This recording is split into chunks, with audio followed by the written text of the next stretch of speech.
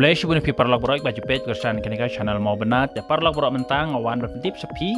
halor gaji lakai football ke bansawan kata hak arp saudarik nai balai arjar pusan hamadan senong ninong ston bala penjaj bru dakan ninong ston sport social and cultural club bala tip hukum ke open to all knockout football tournament arjar pusan ke beri round 16 te hak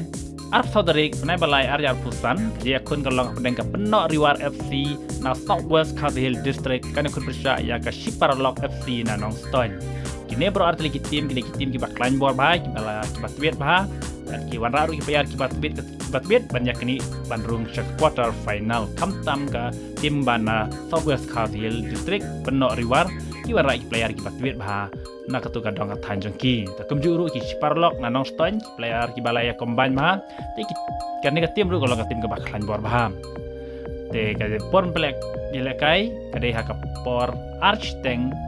janmet tengi kepat nge wer ki baro ki paj baru page football jong kadong kathan West Castle District subawan ban page basaki dalaki jong ikmat ya kan dilekai football hapdeng ke penok riwar FC persya ya ke Shiparlock FC te awan baro ban aji kersan ya ke sport club dak papinsiu ya ke bayrung tang sanpo tingka marway te subawan ban page basaki dalaki jong ikmat ya kan dilekai football hapdeng kini ki art ligi tim da Southwest pada Nongstone baro art ligi tim kilong tim ki batwet te